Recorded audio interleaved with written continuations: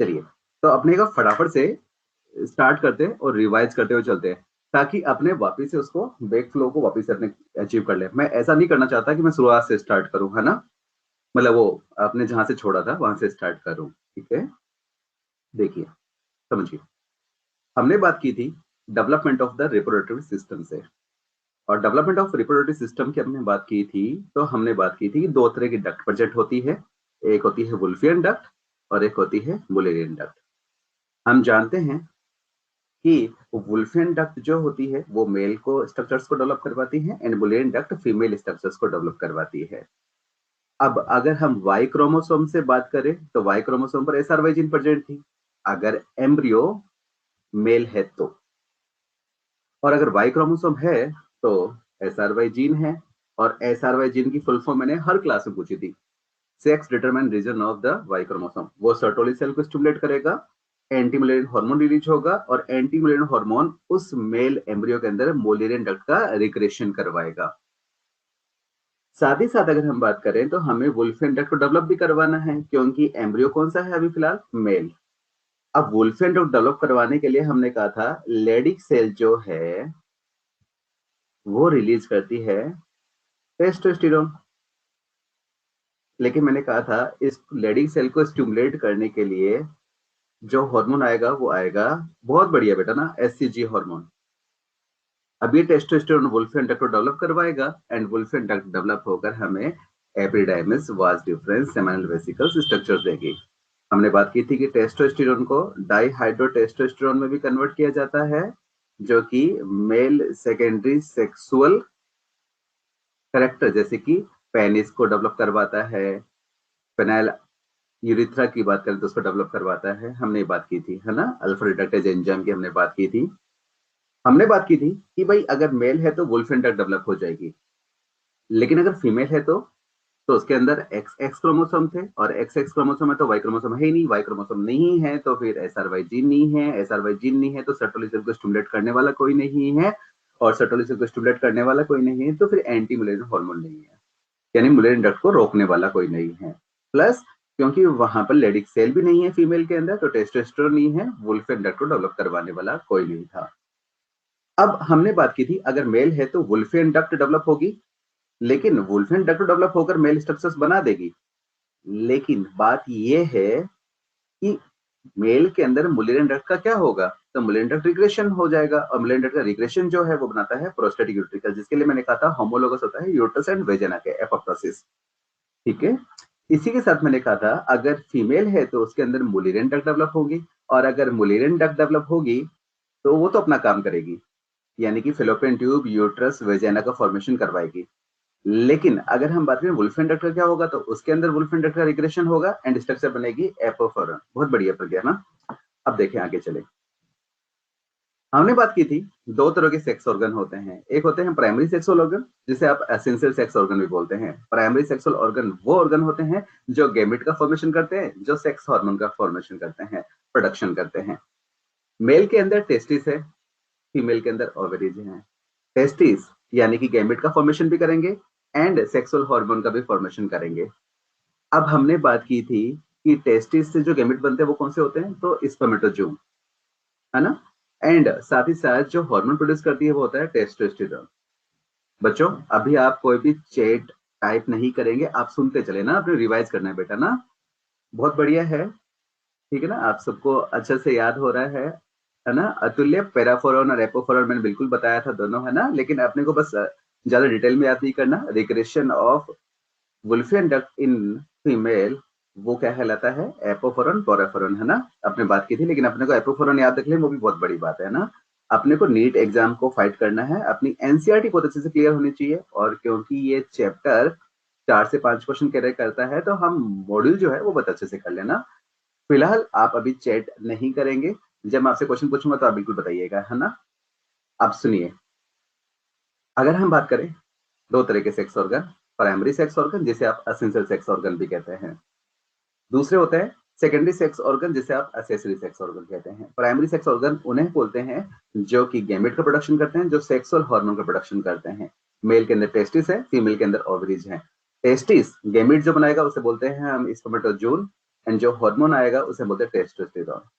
Female की बात करें तो ओवेरीज गैमेट जो बनाती है उसे बोलेंगे ओवम, एंड जो हार्मोन बनाती है उसे हम बोलते हैं एस्ट्रोजन एंड प्रोजेस्टेरोन। बात करते हैं सेकेंडरी सेक्सुअल ऑर्गन की, जिसे आप असेसरी सेक्स ऑर्गन भी बोलते हैं, है ना। सेकेंडरी सेक्सुअल ऑर्गन या फिर एसेसरी सेक्सुअल ऑर्गन उन्हें बोलते हैं जो कि प्राइमरी सेक्सुअल ऑर्गन ने जो गैमेट बनाए थे उनके लिए पैसेज प्रोवाइड करवाए ताकि उनका यूनियन में हेल्प हो। यानी जहां जहां से गैमेट आपको ट्रांसपोर्ट किए जाते हुए दिखाई देंगे वो सारे के सारे पैसेज सेकेंडरी सेक्सुअल ऑर्गन या फिर उन्हें आप एसेसरी सेक्स ऑर्गन भी कहते हैं।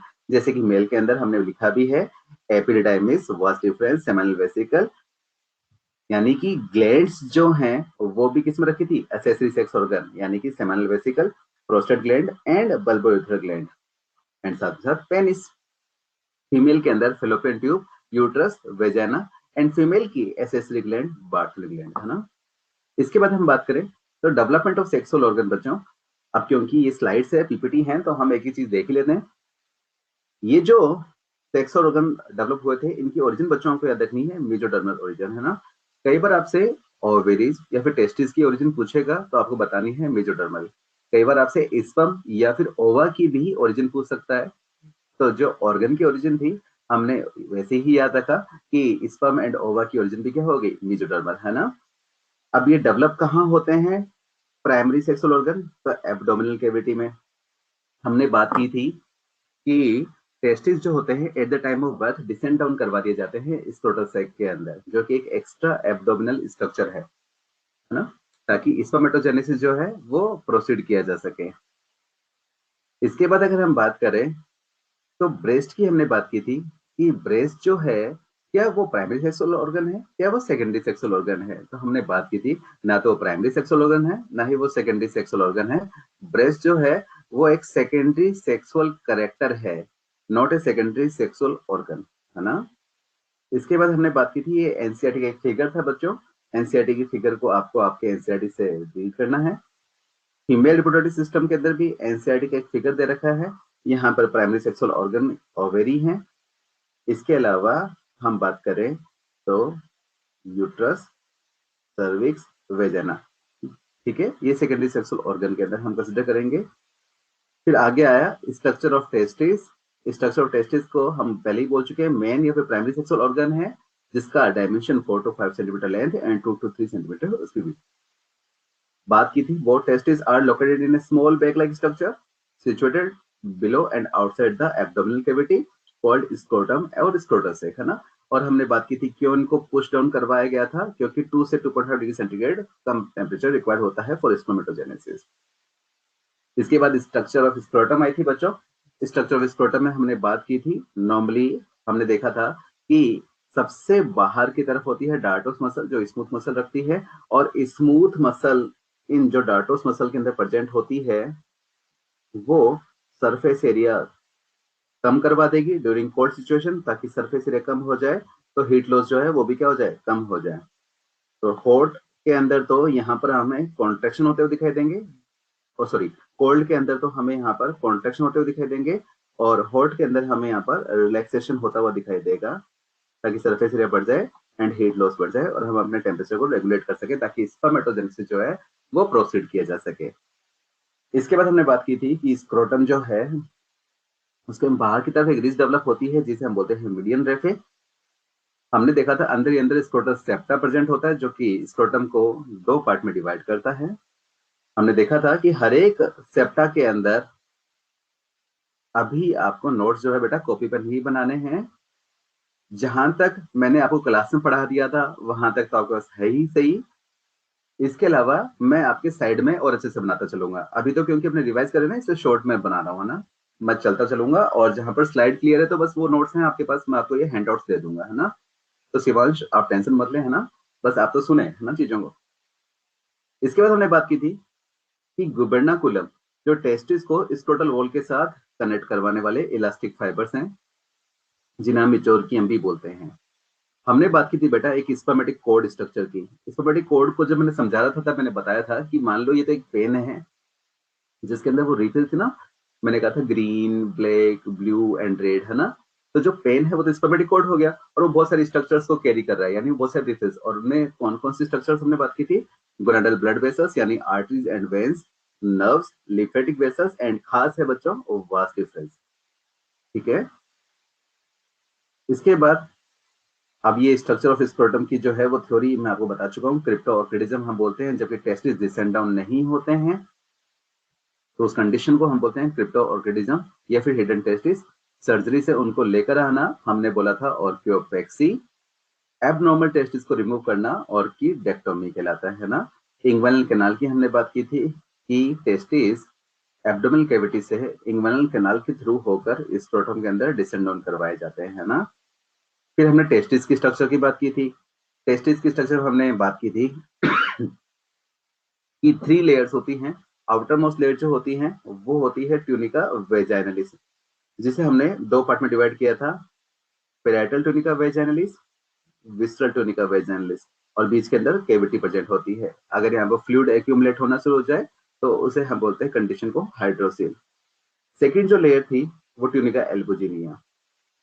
ट्यूनिका एल्बुजिनिया टेस्टिस को पूरी तरह से कवर कर रही थी एंड डोर्सली जाते हुए पोस्टीरियरली वो एक इन्वेजिनेशन शो करती है और उस इन्वेजिनेशन के कारण से टेस्टिस जो है 2 अनइक्वल कंपार्टमेंट में डिवाइड होता हुआ दिखाई देता है। और ये इन्वेजिनेशन, ये जो बना था, जो ट्यूनिका एल्बुजिना ने पार्टीशनिंग करवाया था, इसे हम बोलते हैं मीडिया स्टिनम टेस्टिस। ठीक है, फिर हमने बात की थी कि ट्यूनिका एल्बुजिनिया से कुछ हॉरिजॉन्टल सेप्टा भी डेवलप होते हुए दिखाई देते हैं, जिन्हें हम बोलते हैं सेप्टुलर टेस्टिस, जिसके कारण से बहुत सारे टेस्टिकुलर कंपार्टमेंट बनते हुए दिखाई देते हैं। और हमने बात की थी कि एक टेस्टिस के अंदर 250 टेस्टिकुलर कंपार्टमेंट होते हैं। हर एक टेस्टिकुलर कंपार्टमेंट को अंदर से लाइन करते हुए तीसरी लेयर भी होती है, जिसे हम बोलते हैं ट्यूनिका वेस्कुलोसा। ठीक है, इसके बाद अगर बात करें हर एक कंपार्टमेंट में, हमने कहा था कि 1 to 3 सेमिनिफरस ट्यूब्यूल्स प्रेजेंट होती है, जो कि स्पर्मेटोजून का यानी स्पर्म का प्रोडक्शन करती हैं। और हर एक कंपार्टमेंट में इन सेमिनिफरस ट्यूब्यूल के बीच बीच में हमारे पास लेडिक सेल्स प्रेजेंट होती है। हर एक कंपार्टमेंट से जब सेमिनिफरस ट्यूब्यूल बाहर निकलती है तो फिर वो एक कॉमन ट्यूब बनाते हुए दिखाई देती है, जिसे हम बोलते हैं ट्यूबुलाई रेक्टाई या फिर स्ट्रेट ट्यूब्यूल। ये जो ट्यूबुलाई रेक्टाई हैं हर एक कंपार्टमेंट से बाहर आते हुए दिखाई देंगी एंड एक नेटवर्क का फॉर्मेशन करेंगे, जिसे हम बोलते हैं बच्चों रेटेटेस्टिस। रेटेटेस्टिस से देन बाहर ट्यूब निकलते हुए दिखाई देंगी, जिन्हें हम बोलते हैं वासा एफ्रेंसिया। पहली ऐसी स्ट्रक्चर जो कि टेस्टिस से टेस्टिस के प्रोडक्ट को बाहर लेके जाती है। अब तक की जो स्ट्रक्चर होती है बच्चों, इसे हम इंट्रा टेस्टिकुलर स्ट्रक्चर रखते हैं, यानी अप टू वासा एफ्रेंसिया हम उसे बोलते हैं इंट्रा टेस्टिकुलर स्ट्रक्चर, यानी सेमिनिफरस ट्यूब्यूल, ट्यूबुलाई रेक्टाई, रेटेटेस्टिस, वासा एफ्रेंसिया। वासा एफ्रेंसिया देन हाईली कोइल्ड स्ट्रक्चर्स का फॉर्मेशन करते हुए दिखाई देती है, जिसे हम बोलते हैं एपिडिडाइमिस। एपिडिडाइमिस के 3 पार्ट बताए थे हमने। हेड ऑफ एपिडिडाइमिस, जिसे हम कैपट एपिडिडाइमिस भी बोलते हैं, जिसे हमने ग्लोबस मेजर भी बोला था। देन बॉडी ऑफ एपिडिडाइमिस, जिसे हम कॉर्पस एपिडिडाइमिस भी बोलते हैं। एंड लास्ट में टेल ऑफ एपिडिडाइमिस, जिसे हम कोडा एपिडिडाइमिस या फिर ग्लोबस माइनर भी बोलते हैं। एपिडिडाइमिस के बच्चों मैंने 3 फंक्शन आपको याद करवाए थे। एक फंक्शन था यहाँ पर फंक्शनल मैच्योरेशन ऑफ स्पर्म, जहां पर हमने बात की थी कि स्पर्म के टेल के अंदर कैट-स्पर प्रोटीन चैनल्स का डेवलपमेंट करवाया जाता है, जिससे कैल्शियम का इन्फ्लक्स होता हुआ दिखाई देगा एंड टेल को मोटिलिटी दिखाई देगी। दूसरी हमने टर्म दी थी डीकैपेसिटेशन। हालांकि डीकैपेसिटेशन की बात करूं तो इनहिबिटरी प्रोटीन का डिपोजिशन करना अराउंड स्पर्म की मेम्ब्रेन्स पर, यानी चैनल्स को ब्लॉक करना, ताकि कहीं ना कहीं उसकी एनर्जी को हम कंजर्व रख सके, उसकी मोटिलिटी को हम रोकते हैं। यहाँ पर डीकैपेसिटेशन हमने वर्ड यूज कर लिया एपिडेमिस के लिए, लेकिन वर्ड आएगा कैपेसिटेशन। कैपेसिटेशन होता है फीमेल जेनेटल ट्रैक्ट के अंदर, स्पेशली वेजाना के अंदर, जहां पर उसके सिक्रेशन इन इनहिबिटरी प्रोटीन्स को डिसॉल्व करते हुए दिखाई देंगे एंड स्पर्म जो है अगेन वापस से मोटाइल होते हुए दिखाई देंगे, एक्टिव होते हुए दिखाई देंगे।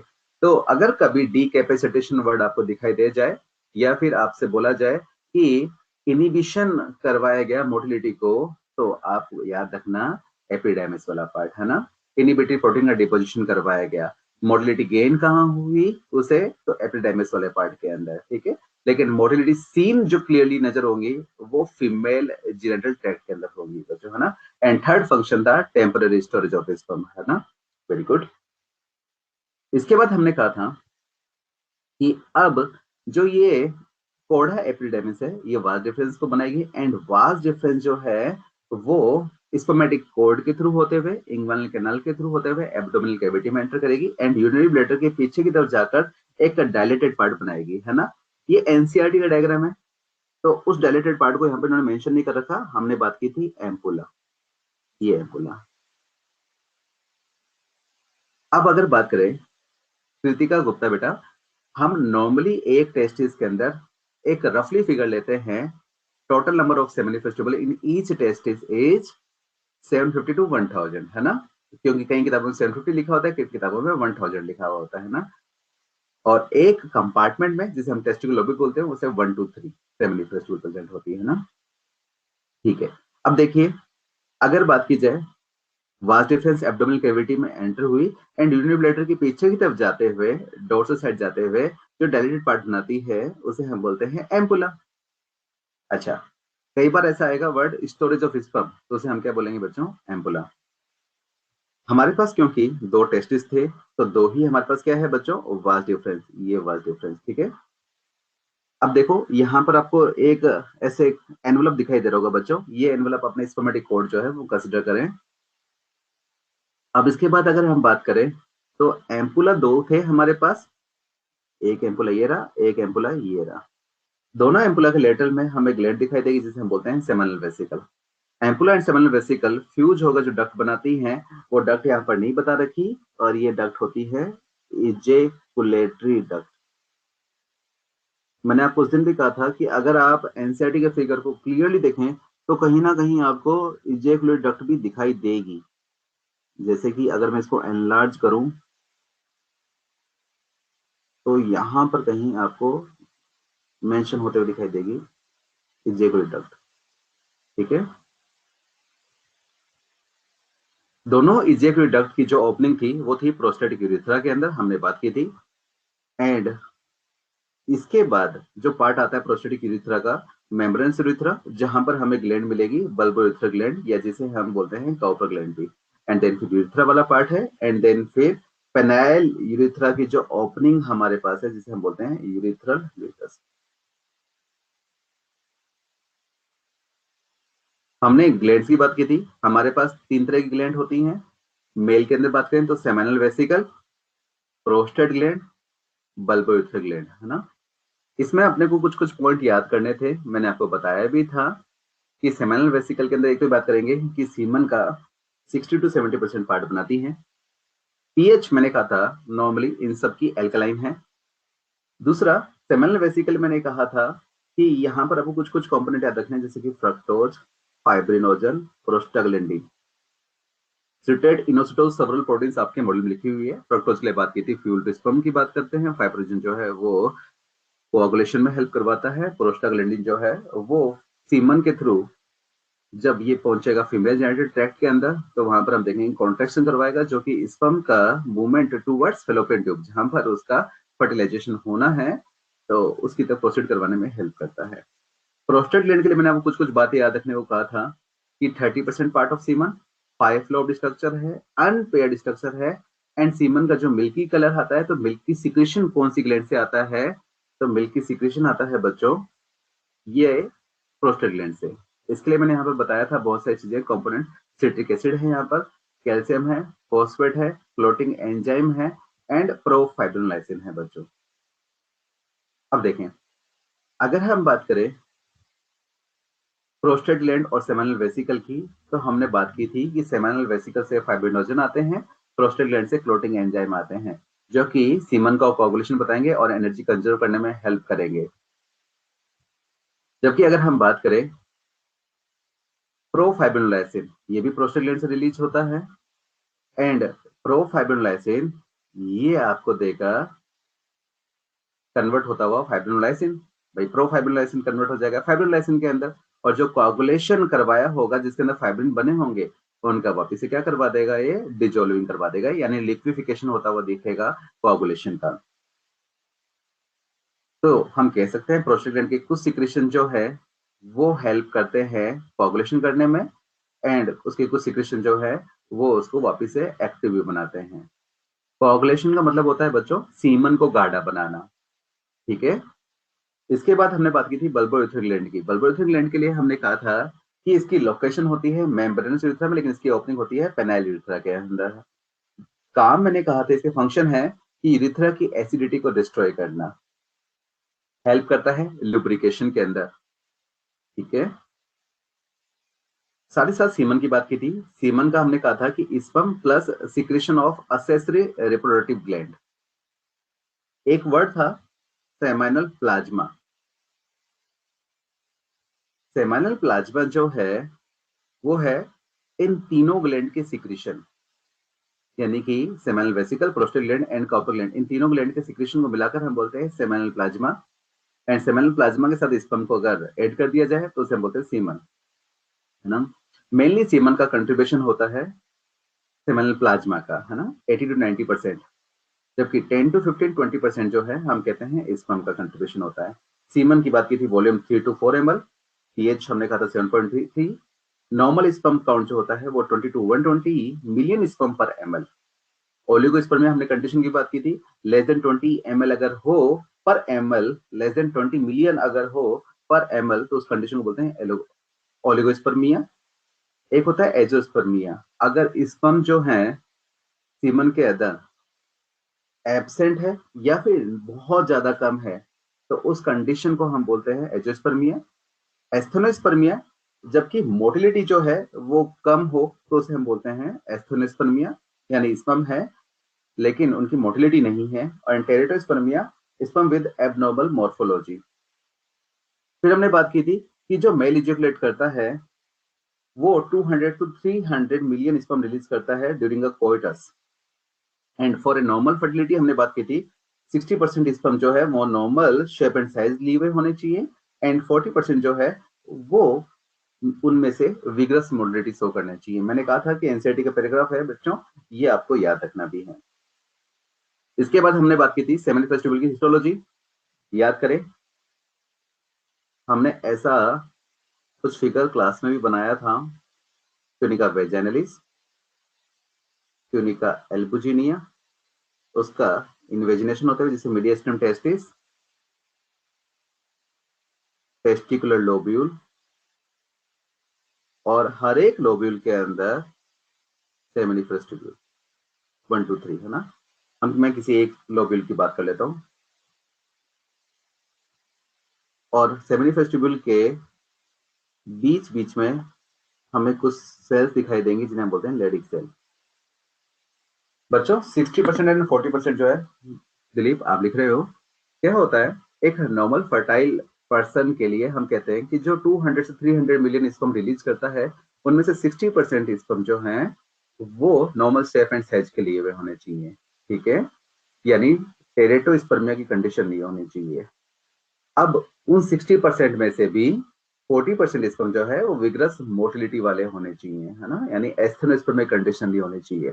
तब हम उस कंडीशन को बोलते हैं कि वो एक पर्सन जो है वो फर्टाइल पर्सन है।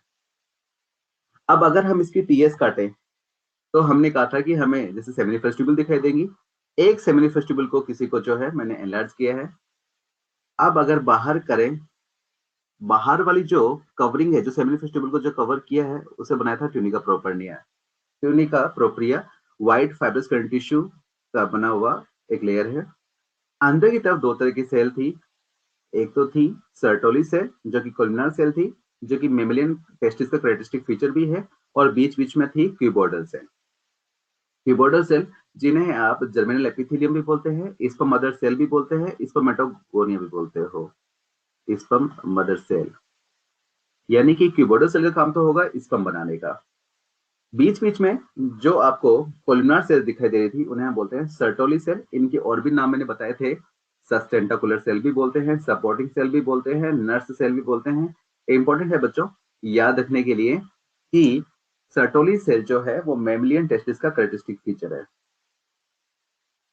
सेमिनिफेस्टिबल के बाहर की तरफ चलें तो हमें लेडिक सेल्स मिलेंगी जो कि टेस्टोस्टेरोन का सिक्रेशन करेंगी, जो कि स्पर्मेटोजेनेसिस में हेल्प करेगा। अच्छा, बाहर आपको इम्यूनोलॉजिकल कॉम्पिटेंट सेल्स मिलेंगी जो कि हैप्लॉइड सेल्स को नुकसान पहुंचा सकती है, जिसके लिए हमने एक बैरियर का फॉर्मेशन किया था, ब्लड टेस्टिस बैरियर, जो कि सर्टोली सेल ने बनाया था। हमने बात की थी फंक्शन ऑफ सर्टोली सेल की, है ना। सर्टोली सेल के फंक्शन थे कि ये खाती भी है, खिलाती भी है, यानी कि न्यूट्रिशन प्रोवाइड करती है जर्म सेल्स को, एंड फेगोसाइटोसिस करती है इंजर्ड डेड सेल्स को। हमने बात की थी कि ब्लड टेस्टिस बैरियर का फॉर्मेशन करती है, सर्टोली सेल प्रोड्यूस करती है इनिबिन, एंटी मलेरियन हार्मोन का। इनिबिन की हमने बात की थी, एक्सेसिव स्पर्मेटोजेनेसिस जब होना शुरू हो जाए तो उसके लिए नेगेटिव फीडबैक देना ये शो करती हैं थ्रू इनहिबिन। अच्छा, इसके बाद हमने बात की थी सर्टोली सेल सिंथेसाइज कर सकती है एस्ट्रोजन फ्रॉम टेस्टोस्टेरोन, और इसके लिए हमने बात की थी कि एरोमेटेज एंजाइम हेल्प करेगा। फिर हमने बात की थी कि FSH act on Sertoli cell and stimulate secretion of some factor which help in the process of spermiogenesis. Spermiogenesis हम आगे बात करेंगे, स्पर्मेटेड से स्पर्म का फॉर्मेशन होना। इसके बाद देखें, हमने बहुत बात की थी कि एंड्रोजन बाइंडिंग प्रोटीन का भी सिंथेसिस करती है, और ये एंड्रोजन बाइंडिंग प्रोटीन का सिंथेसिस करती है जो बाहर रिलीज हुआ टेस्टोस्टेरोन है, क्योंकि लेडिक सेल तो बाहर पड़ी है और उस टेस्टोस्टेरोन की रिक्वायरमेंट है स्पर्मेटोजेनेसिस प्रोसेस के लिए। तो सेमिनी फेस्टिबल के अंदर की तरफ कॉन्सेंट्रेशन इंक्रीज करवाने के लिए सर्टोल से रिलीज करती है एंड्रोजन बाइंडिंग प्रोटीन, है ना। इसके बाद हमने पेनिस की बात की थी। पेनिस के स्ट्रक्चर को हमने क्लास में देखा था, जिसमें हमने बात की थी कि 3 इरेक्टाइल टिश्यू होते हैं, याद करें, 2 कॉर्पोरा कैवर्नोसा एंड एक corpus spongiosum. Penile urethra corpus spongiosum के अंदर ही ट्रेवल करते हुए दिखाई देती है। कॉर्पस स्पॉन्जियोसम आगे बढ़कर ग्लांस पेनिस का फॉर्मेशन करता है, जबकि रूट के पार्ट के अंदर कॉर्पस स्पॉन्जियोसम बल्ब का फॉर्मेशन करता है। कॉर्पोरा कैवर्नोसा ऐसे टिश्यू है जो कि पेनिस के एंड पार्ट तक रन नहीं करते, पहले ही टर्मिनेट हो जाते हैं, जबकि रूट पार्ट के अंदर ये जो स्ट्रक्चर बनाते हैं उन्हें हम बोलते हैं गुर्रा मसल। इसके बाद हमने बात की थी कि स्किन जो है वो ऊपर की तरफ ट्रेवल करते हुए दिखाई देगी एंड स्ट्रक्चर बनाएगी frenulum prepuce, and frenulum prepuce से फिर हम देखेंगे कि ग्लांस पेनिस को कवर करते हुए स्ट्रक्चर आती है जिसे हम बोलते हैं प्रीप्यूस या फिर फोरस्किन। प्रीप्यूस या फिर फोरस्किन से जो सिक्रीशन रिलीज होता है वो स्मेग्मा, ये एक चिपचिपा सा सब्सटेंस, ठीक है। कुछ रिलीजन के अंदर हम ये प्रीप्यूस या फोरस्किन को रिमूव करवाते हैं, एंड प्रीप्यूस एंड फोरस्किन का रिमूवल जो है वो कहलाता है सर्कमसिजन। इसके बाद हमने बात की थी बच्चों कि जो हमारे corpora cavernosa and corpus spongiosum के अंदर स्ट्रक्चर प्रेजेंट होती है जो कि इन्हें इरेक्टाइल बनाती हैं, उन्हें हम बोलते हैं ब्लड साइनोसॉइड, जहां पर ब्लड की फिलिंग की जाती है ड्यूरिंग इरेक्शन। फिर हमने इसकी टीएस की भी बात की थी। टीएस ने 2 कॉर्पोरा कैवर्नोसा एंड एक कॉर्पस स्पॉन्जियोसम देखा था। मैंने आपको क्लास में समझाया था कि किस तरह से इसकी टीएस आती है, और हमने बात की थी कि हमें यहाँ पर क्या क्या याद रखने हैं। तो मैंने आपको बताया था कि एक तो होता है हमारे पास ट्यूनिका एल्बुजिनिया, जो कि दोनों corpora cavernosa and corpus spongiosum को कवर कर दिखाई देगा। दूसरा आपसे नाम पूछ सकता है कॉर्पोरा कैवर्नोसा कौन सी स्ट्रक्चर है। तीसरा आपसे पूछेगा कॉर्पोरा स्पॉन्जियोसा कौन सा स्ट्रक्चर है, एंड फिर पेनाइल यूरेथ्रा आपसे पूछेगा, तो आपको याद रखना है। इसके बाद आप देखें, इरेक्शन के लिए मैंने आपको एक पाथवे बताया था, लेकिन हमें जो याद रखना है वो याद रखना है कि फॉर इरेक्शन ये है पीएसएनएस एंड फॉर इजैकुलेशन एसएनएस। और फ्लो चार्ट जो था वो मैंने आपको आपकी नोटबुक में लिखवाया था। फिर बिगनर बॉक्स थे, ये आपने सोल्व किए थे। फीमेल रिप्रोडक्टिव सिस्टम जो था वो हमने देखा था। फीमेल रिप्रोडक्टिव सिस्टम की अगर बात करें तो याद करें, मुझे बताना। एक तो स्ट्रक्चर थी हमारे पास ब्रॉड लिगामेंट, जो हमने डिटेल में देखी थी। फिर हमने देखा था राउंड लिगामेंट, ओवेरियन लिगामेंट। अगर बात करें ह्यूमन का जो ओवा है, यानी कि फीमेल जो है आफ्टर प्यूबर्टी जो ओवा रिलीज करती है वो सेकेंडरी oocyte स्टेज के अंदर, और ये ओवा रिलीज किया जाता है सीलोम के अंदर। इस कारण से हम ह्यूमन के एक को बोलते हैं सिलोमिक एग, जिसको कलेक्ट करेगी finger like process fimbriae. Fimbriae जो है वो नेक्स्ट जो पार्ट जहां पर आगे फेलोपियन ट्यूब का दिखाई देगा फनल शेप्ड, उसे हम बोलते हैं इनफंडिबुलम। और हमने कहा था एनसीईआरटी की जो लैंग्वेज है वहां पर हमने बात की भी थी कि लिखा हुआ है कि इनफंडिबुलम की एजेस में प्रेजेंट होते हैं फिम्बरी फिंगर लाइक प्रोसेस, जो कि ओवा कलेक्शन में हेल्प करते हैं। देन हमने कहा था कि फेलोपियन ट्यूब की जो ओपनिंग है एब्डोमिनल कैविटी के अंदर, मैंने कहा था कि यहाँ पर एक अपर्चर प्रेजेंट होगा जिसके थ्रू ओवा फेलोपियन ट्यूब के अंदर एंटर किया होगा। उस अपर्चर को हम बोलते हैं एब्डोमिनल ओस्टियम, यह मैंने आपको लिखवाया था। इसके बाद हम बात करते हैं इनफंडिबुलम का जो नेक्स्ट पार्ट है वो एम्पुला। एम्पुला के लिए मैंने बात की थी कि यहाँ पर फर्टिलाइजेशन होता है। फिर हमने बात की थी कि एम्पुला का जो नेक्स्ट पार्ट है उसे बोलते हैं इस्थमस, जो हम कहते हैं फेलोपियन ट्यूब का एंड पार्ट है। एंड देन फिर इस्थमस यूट्रस के साथ जहां कम्युनिकेट करता हुआ दिखाई देता है, जो जंक्शन बनता है उसे बोलते हैं इंट्राम्यूरल या फिर इंटरस्टिशियल वाला पार्ट। अब हमने बात की थी कि फर्टिलाइजेशन जो होता है उसके लिए आपको आंसर देना है एम्पुला, लेकिन आपकी समरी में लिखा हुआ है कि फर्टिलाइजेशन होता है एम्पुलरिक इस्थमिक जंक्शन में भी, है ना। लेकिन याद रखना है बच्चों कि प्रायोरिटी जो है वो एम्पुला देना है। आपके जब एनसीईआरटी करेक्शन किया गया था तो आपके मेन कोर्स के अंदर फर्टिलाइजेशन का जो प्लेस है वो एम्पुला बता दिया था, लेकिन क्योंकि समरी में है तो आपको याद रखना है। बच्चों आवाज आ रही है क्लियर?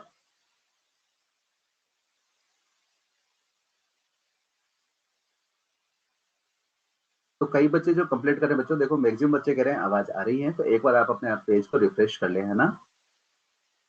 देखो कई बार ऐसा लिखा होगा मोस्ट मीडियल पार्ट, जैसे कि इंट्राम्यूरल, है ना, या फिर इस्थमस वाला पार्ट। क्या मतलब होता है मोस्ट मिडिल पार्ट का, समझना। जैसे मान ले ये है यूट्रस, है ना, ये मेन एक्सिस होगी। अब हम जानते हैं ना टूवर्ड्स मेन एक्सिस या फिर मिडिल की तरफ जाने वाला साइड होता है मीडियल साइड, यानी ये जो साइड हो जाएगा वो तो है मीडियल साइड। और अवे जाना उसे बोलते हैं हम लेटर, लेटर साइड। तो आप बताओ कि एम्पुला, इस्थमस, इंट्राम्यूरल हम किस तरफ जा रहे हैं, मीडियल साइड जा रहे हैं, है ना। तो कई बार आपसे कहेगा कि मीडियल, जैसे कि इनफंडिबुलम मीडियल है एम्पुला, एम्पुला के मीडियल है इस्थमस, इस्थमस आगे जाते हुए फिर यूट्रस के साथ कम्युनिकेट करता हुआ दिखाई देता है, और जो जंक्शन बनता है उसे हम बोलते हैं इंट्राम्यूरल। ठीक है। यूट्रस जो है ये इम्प्लांटेशन साइट है, जिसे आप वोम्ब भी बोलते हैं, यानी कि एम्ब्रियो का डेवलपमेंट जो होगा वो कहाँ होगा, यूट्रस के अंदर। यूट्रस का जो अपर पार्ट है ये कहलाता है फंडस वाला पार्ट, जबकि ये लेटरल वॉल वाला पार्ट हमने डिटेल में देख चुके थे। फिर हमने बात की थी कि यूट्रस जो है उसका नेरोवर नेक पार्ट कहलाता है सर्विक्स, ये सर्विक्स वाला पार्ट। हमने यहाँ पर दो कॉन्स्ट्रिक्शन की भी बात की थी बच्चों, अगर आपको याद हो तो, एक तो इंटरनल ओएस और एक external OS. Through internal OS हमने कहा था यूट्रस कम्युनिकेट करता है सर्विक्स के साथ, and through external OS cervix communicate करती है वेजना के साथ। यहां पर हम देखेंगे कि सर्विक्स के अंदर कुछ म्यूकोसल फोल्ड दिखाई देते हैं, और म्यूकोसल फोल्ड को हमने नाम दिया था आर्बर विटे यूटराई। बहुत बढ़िया कनिष्का, आर्बर विटे यूटराई। हाँ जी प्रज्ञा जी, आपने भी आंसर दिया, आपको भी पता है आर्बर विटे, है ना बेटा, आप लगातार आंसर दे रहे हो, है ना। पर मैंने आपको कहा था कि आपको सुनना है ना सभी को, है ना, क्योंकि अब तक आपने पढ़ा हुआ है बेटा ना। अब इसके बाद देखें जो सर्विक्स वाला पार्ट है, वहां से हमें ये जो आर्बोरेटे जो म्यूकोसल फोल्ड है, वहां से बहुत सारे सिक्रीशन भी आते हुए दिखाई देते हैं। हमने बात की थी glycogen, water, lipid, enzymes, inorganic salt. ये जो सिक्रीशन है ये हेल्प करेंगे उन इनिबिटरी प्रोटीन के डिपोजिशन को जो कि एपिडेमिस के अंदर हुए थे, ताकि स्पर्म का कैपेसिटेशन किया जा सके, है ना। ये सिक्रेशन जो है आपके वेजाना में अवेलेबल प्रेजेंट दिखाई देंगे। जैसे स्पर्म यहाँ पर एंटर करेंगे तो ये सिक्रेशन हेल्प करेंगे उन इनहिबिटिंग प्रोटीन को वॉश आउट करवाने में, वॉश करवाने में, ताकि वापस स्पर्म जो है वो एक्टिव किया जा सके। हम देखते हैं यहाँ पर जो ग्लाइकोजन वगैरह प्रेजेंट होते हैं, तो कुछ बैक्टीरिया यहाँ प्रेजेंट होते हैं लैक्टोबैसिलस कैटेगरी के, जो कि यहाँ पर लैक्टिक एसिड का कन्वर्जन करवाते हुए दिखाई देंगे, मतलब लैक्टिक एसिड बनाते हुए दिखाई देंगे, और यहाँ की पीएच को वो मेंटेन करते हुए दिखाई देंगे, है ना। एसिडिक पीएच जो है वो हेल्प करेगी बाहर के पैथोजन को, बाहर के बैक्टीरिया को यहाँ पर सर्वाइव करने से रोकने के लिए। लेकिन मैंने कहा था कि जब स्पर्म डिलीवर किए जाएंगे तो उस स्पर्म के लिए भी तो हमारा एसिडिक एनवायरनमेंट जो है वो हार्मफुल होगा। तो इसके लिए हमने बात की थी कि एक तो सीमन जो है वो खुद एल्कलाइन होगा, दूसरा बार्थोलिन ग्लैंड के जो सिक्रेशन होंगे वेजाना के लेटरल पे जो ग्लैंड प्रेजेंट होती है वो एल्कलाइन सिक्रेशन रिलीज करेंगे, और उन एल्कलाइन सिक्रेशन कारण से हम देखेंगे कि यहाँ की जो पीएच है वो न्यूट्रलाइज करवा दी जाती है। ठीक है, इसके बाद अगर हम बात करें, फटाफट से पढ़ते हैं जो थ्योरी है। A pair of ovaries is the main और primary sex organ, both ovaries are located in abdominal cavity. Testis जो है वो डिसेंड डाउन करवाए जाते हैं at the time of birth in the scrotum, है ना। लेकिन एब्डोमिनल कैविटी डेवलप होती है, एब्डोमिन ओवरी जो है वो डेवलप होती है एब्डोमिनल कैविटी के अंदर, एंड एब्डोमिनल कैविटी में ही रहती है। ठीक है, सेकेंडरी सेक्सुअल ऑर्गन के बारे में हम बात की थी, fallopian tube, uterus, vagina and one pair Bartholin gland. Infundibulum के लिए बात की थी, फन्नस शेप्ड स्ट्रक्चर होती है। It's fimbriated and terminal and bears aperture called abdominal ostium, which opens into peritoneal cavity. Edges of infundibulum possess finger-like projection, जिन्हें हम बोलते हैं फिम्बरी, जो कि हेल्प करेंगी कलेक्शन ऑफ द ओवम के अंदर।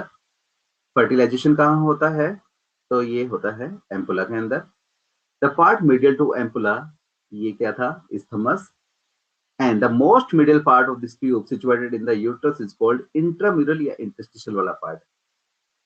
हमने बात की थी कि ह्यूमन का एक क्या कहलाता है, coelomic egg. Shape of uterus uniform shape, inverted peer shape. And अगर हम बात करें, एक चीज आई थी बर्थ कैनाल। बर्थ कैनाल के लिए हमने कहा था कि बर्थ कैनाल के अंदर हम cervical canal along with vagina, इन दोनों को रखते हैं, जिसे हम बोलते हैं बर्थ कैनाल। सर्विक्स की बात की थी, दो तरह के सर्विक्स होते हैं जिन्हें हम बोलते हैं और सर्विक्स। एक होता है इंटरनल ओएस, एक होता है एक्सटर्नल ओएस।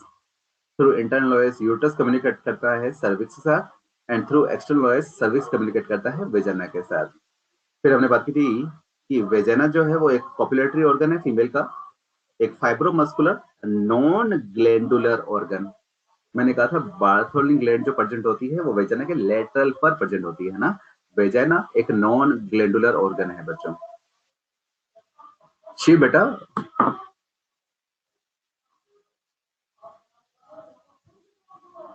आपने को चैट पे ध्यान देना ही नहीं है ना, आप तो बस थ्योरी सुनते चले जाए, आप उनको ध्यान मत देना ना।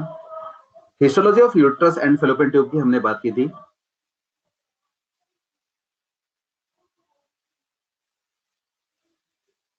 ये यूट्रस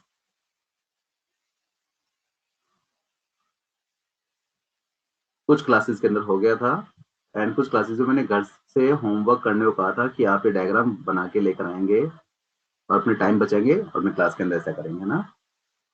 इसको यहाँ पर बना देते हैं फटाफट से। जो बच्चे देख चुके हैं उनका रिवाइज हो जाएगा।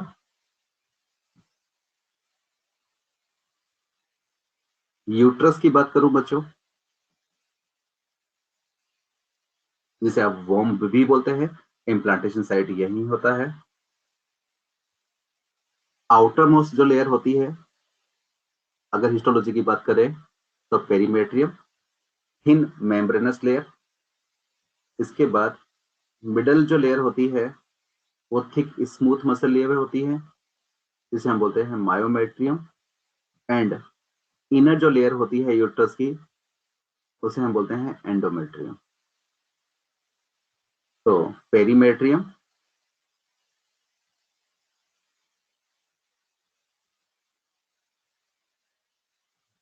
मायोमेट्रियम एंड इनरमोस्ट एंडोमेट्रियम, जो कि ग्लैंडुलर लेयर है बच्चों ना। मैंने आपको कहा था कि एनसीईआरटी की अपनी चीजें भी याद रखनी है। एंडोमेट्रियम जो है उसकी परमानेंट लेयर, भाई जो ये सेल्स बनी है, जो प्रेजेंट है इस एंडोमेट्रियम के अंदर, इसे हम बोलते हैं स्ट्रेटम बेसिलिस। प्यूबर्टी के बाद आपको लिखना नहीं है बेटा, मैं आपको यही नोट्स दे दूंगा ना, आपको लिखना नहीं है, आप तो बस जो है सुनते चले जाए ना। मैं आपको ये हैंड आउट दे दूंगा अभी ना, पीडीएफ फॉर्मेट में आपको हैंड आउट पहुंचवा दूंगा मैं आपको, तो लिखने का टाइम आपको नहीं खराब करना है। प्यूबर्टी के बाद हर मंथ एक नई लेयर का फॉर्मेशन होता हुआ दिखाई देता है स्ट्रेटम बेसिलिस से। अच्छा, ये मैंने आपको एक पार्ट में बनाया, ये इधर भी प्रेजेंट होती हैं तीनों लेयर, पेरीमेट्रियम, मायोमेट्रियम, एंडोमेट्रियम। यहाँ पर भी प्यूबर्टी के बाद हर मंथ एक नई लेयर का फॉर्मेशन होता हुआ दिखाई देगा, और इस नई लेयर को हम बोलते हैं स्ट्रेटम फंक्शनलिस। प्यूबर्टी के बाद हर मंथ जब वो मेंसेस आते हैं, उसके अंदर हम देखते हैं कि स्ट्रेटम फंक्शनलिस जो है वो शेड अप होते हुए दिखाई देती है। अब देखो, आपसे कई बार पूछेगा कि टेम्पररी लेयर ऑफ यूट्रस कौन सी है, तो हमें बताना है स्ट्रेटम फंक्शनलिस, ये टेम्पररी लेयर, क्योंकि ये तो हर मंथ ही क्या हो जाएगी, शेड अप हो जाएगी। परमानेंट लेयर कौन सी है, तो ये है स्टेडम बेसिलिस बच्चों ना। भाई एंडोमेट्रियम प्रेजेंट तो हमेशा से थी, तो उस एंडोमेट्रियम में जो परमानेंट लेयर है उसे हम बोलते हैं स्टेडम बेसिलिस। ठीक है। अब अगर बात करें फेलोपियन ट्यूब के अंदर, फेलोपियन ट्यूब में हम आउटर मोस्ट लेयर को बोलते हैं सिरोसा या फिर एडवेंटिशिया। ठीक है, यहां पर हम पेरीमेट्रियम वर्ड यूज नहीं करते हैं, है ना। मिडल लेयर जो होती है उसे बोलते हैं मस्कुलरिस, एंड इनर मोस्ट जो लेयर होती है ये है म्यूकोसा। ठीक है बच्चों, अब देखें, ये स्ट्रेटम बेसिलिस एंड स्ट्रेटम फंक्शनलिस का फॉर्मेशन जो हमने देखा है, यानी स्ट्रेटम बेसिलिस परमानेंट लेयर है, स्ट्रेटम फंक्शनलिस जो है वो हर मंथ ऑफ प्यूबर्टी के बाद डेवलप होती है। क्या काम आएगा ये हम देखेंगे ड्यूरिंग मेंस्ट्रुअल साइकिल, है ना। अब अगर हम बात करें फेलोपियन ट्यूब के अंदर, हमने बोला सिरोसा या फिर एडवेंटिशा, मिडल जो लेयर है मस्कुलरिस, एंड इनर जो लेयर है म्यूकोसा।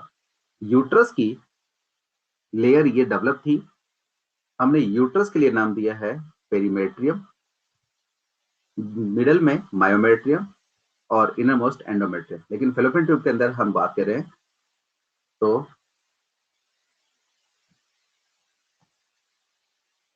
एडवेंटिशा,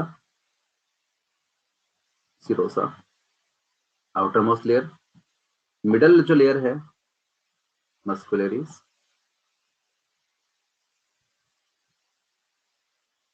एंड इनर जो लेयर है बच्चों म्यूकोसा।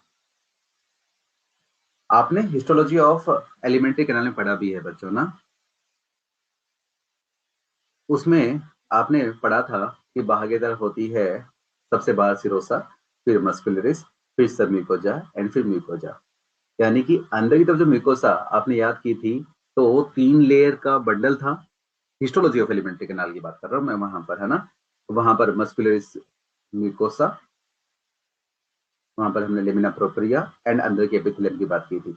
अब ये म्यूकोसा भी तो है यहाँ पर, तो म्यूकोसा अंदर की एपिथेलियम को रखेगी, और अंदर की एपिथेलियम ये आप लोगों को पता होना चाहिए, फेलोपियन ट्यूब एंड यूट्रस की, ये आपने एनिमल टिश्यू में पढ़ा हुआ है। फेलोपियन ट्यूब की जो एपिथेलियम होती है वो होती है सीलेटेड कोल्यूमिनार एपिथेलियम। यूट्रस की बात करें तो मेनली तो सिंपल कोल्यूमिनार एपिथेलियम, लेकिन कहीं कहीं पेचेस के अंदर आपको सीलिया मिलेंगे, तो मैं आपको लिख देता हूं यहां पर।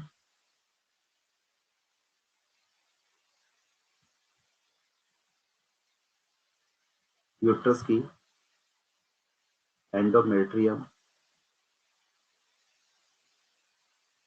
इसकी एपिथेलियम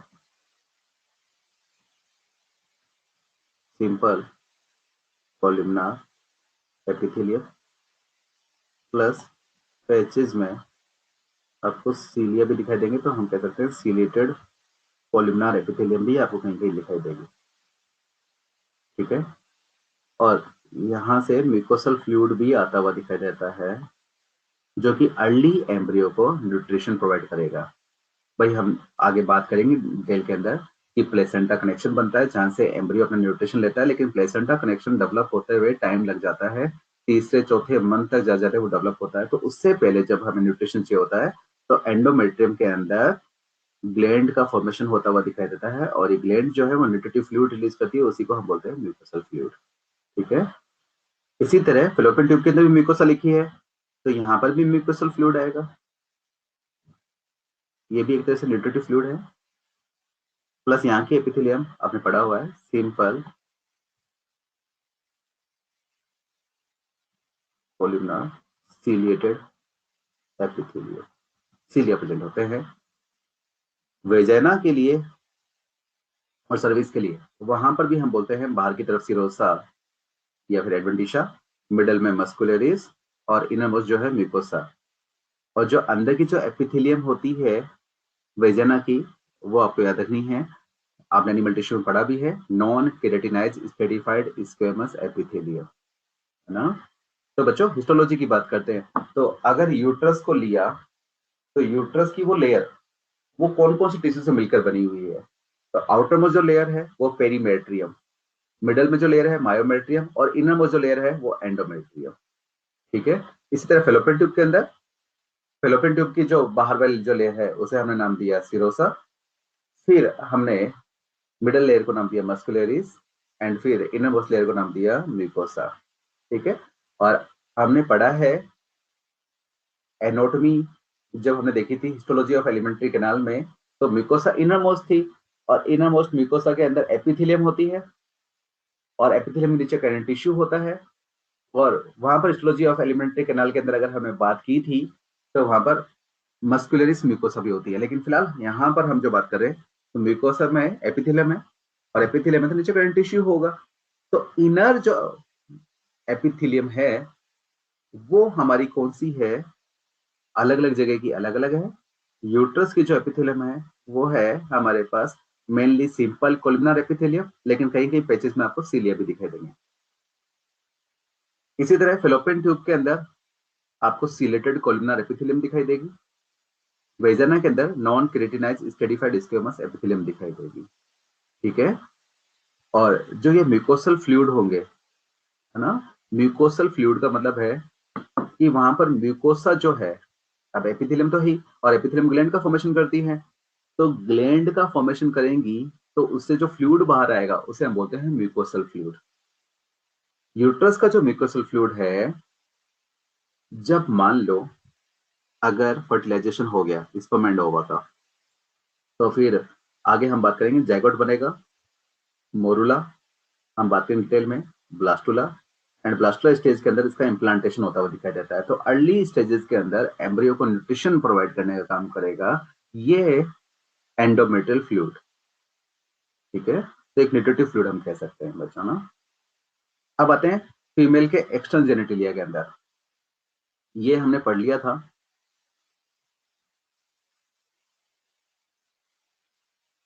हमने ऐसा कुछ डायग्राम बनाया था, याद करें।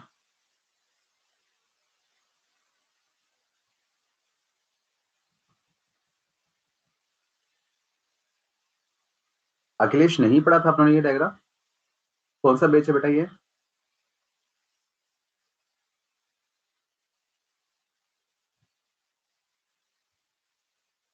ओके ठीक है, एम ई ए बी 1 में नहीं हुआ है। ठीक है, तो चलो वापस पढ़ते हैं, है ना, अच्छे से पढ़ते हैं डिटेल में ना। देखो सुनो, बहुत ही चीज सुन, कुछ बैच में हो गया था, कुछ बैच में नहीं हुआ था ना शायद। ठीक है, एक बार देख लो ना अभिनव, अभी देख लेते हैं अपने बेटा ना, कार्तिक एक बार थोड़ा से देख लेते हैं बेटा ना। रुद्राक्षा मुझे पता है उस बैच में नहीं हुआ था, इसलिए वहां पर अपने बात कर ली थी, वहां पर मैंने डायग्राम बना दिया था बेटा ना। अब सुन लो फटाफट से आप,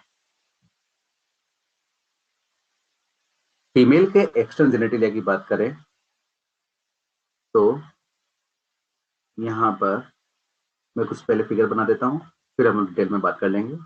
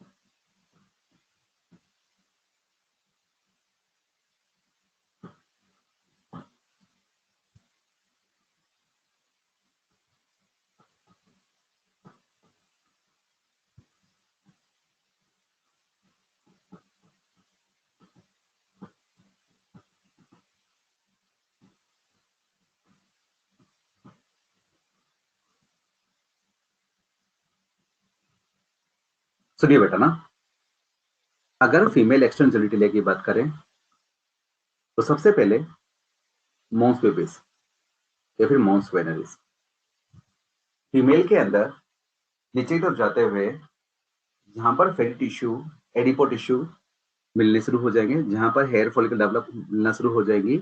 तो फैटी टिश्यू को लिए हुए, जिसके लिए आपकी एनसीईआरटी वर्ड यूज करती है कुशंस ऑफ फैटी टिश्यू ना, उसे हम बोलते हैं मोन्स पिबिस या फिर मोन्स वेनेरिस। बेटा आप लोगों ने चैट ना लिखे ना, मेरे को बोलने दें, मैं वहाँ डिस्ट्रैक्ट होता हूँ ना, सुने है ना चीजों को। तो फीमेल के अंदर नीचे तरफ जाते हुए जहां पर फेट टिश्यू एडिपो टिश्यू का डिपोजिशन दिखाई देना शुरू हो जाएगा हल्का सा लिए हुए, जहां पर हेयर फॉलिकल डेवलप दिखाई देगी, उसे हम बोलेंगे मोन्स बिस या फिर मोन्स वेनेरिस, है ना। कहीं से स्टार्ट करना है, फीमेल के एक्शन जेनिटलिया को हमने मोन्स बिस या मोन्स वेनेरिस से स्टार्ट की है। तो आपको याद रखना है पहली बात तो कि एनसीईआरटी में इसके लिए जो वर्ड यूज किया है वो यूज किया हुआ है questions of fat tissue. Then बच्चों, इस मोन्स बिस एंड मोन्स वेनेरिस से स्किन के बड़े बड़े फोल्ड एराइज होते हुए दिखाई देते हैं, जिन्हें हम बोलते हैं लेबिया मेजोरा। लेबिया मेजोरा के लिए आपकी एनसीईआरटी वर्ड यूज करती है फ्लेशी फोल्ड ऑफ टिश्यू, यानी कि मोन्स प्यूबिस ये मान ले, तो मोन्स प्यूबिस से फिर स्किन के बड़े बड़े फोल्ड अरेंज होते हुए दिखाई देंगे, मोटे मोटे फोल्ड, जिन्हें हम बोले हैं लेबिया मेजोरा। लेबिया मतलब लिप्स। लेबिया मेजोरा जो है वो एक तो आपको याद रखना है कि होमोलोगस होता है स्क्रोटम के। दूसरा labia majora adipose tissue present होगा, आउटर सरफेस पर यहाँ पर हेयर फॉलिकल प्रेजेंट होंगी, and sebaceous gland and sweat gland यहाँ प्रेजेंट होंगी। ठीक है, तो लेबिया मेजोरा के लिए आपको याद रखना है कि ये होमोलोगस होता है स्क्रोटम के, यहाँ पर adipose tissue, hair follicle outer surface में, sweat gland and sebaceous gland present होती है। ये लेबिया मेजोरा अंदर से प्रोटेक्ट करते हुए दिखाई देता है स्ट्रक्चर्स को। तो जो अंदर वाली स्ट्रक्चर्स है उस पर फोकस करें। ये जो पर्पल कलर में लेबिया माइनोरा बनाई है मैंने, ये लेबिया माइनोरा, देखो बच्चों दो साइड अपने को याद रखनी है, एक एंटीरियर साइड एंड एक पोस्टीरियर साइड।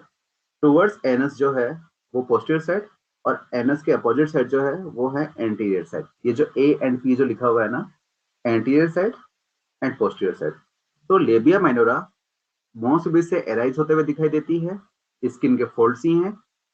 ये लेबिया मेजोरा के कंपैरिजन में पतले होते हैं, थिन फोल्ड होते हैं, पेड फोल्ड ऑफ टिश्यू बोलती है आपके एनसीईआरटी। ये जो थिन फोल्ड है ये एंटीरियर साइड भी फ्यूज होते हुए दिखाई दे रहे हैं आपको, देखें, एंड पोस्टीरियर साइड भी जाते हुए आपको फ्यूज होते हुए दिखाई देते हैं। लेबिया माइनोरा पोस्टीरियर साइड जहां पर फ्यूज होते हुए दिखाई देती है, वहां पर जो स्किन के फोल्ड बनाती हैं उसे हम बोलते हैं फोर्चिट। फोर्चिट एंड एनस के बीच का जो स्पेस होता है बच्चों, इसे हम बोलते हैं पेरिनियम। यहां पर पेरी एनाल ग्लैंड प्रेजेंट होती हैं रेबिट में, याद रखना, ह्यूमन में नहीं।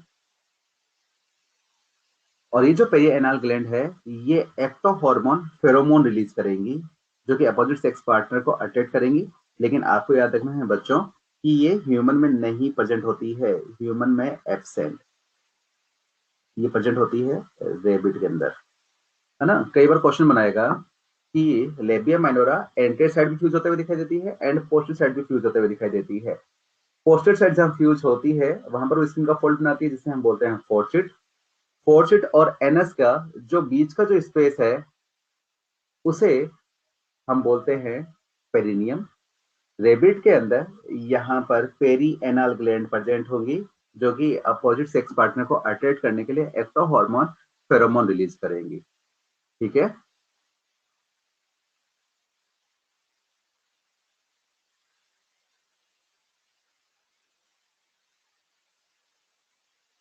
बच्चों, आज का जो टाइम है वो खत्म हो गया है। अपने इस डायग्राम को कल से वापस स्टार्ट करेंगे ना, तब तक मैं आपको अब तक का जो है वो हैंडआउट जो है वो अपलोड करने। ठीक है, अपने कल इसको फिर से देख लेंगे बेटा ना, अगली क्लास भी स्टार्ट होंगी, है ना। फिर अगली क्लास में फिर अपने रिदम में पकड़ेंगे।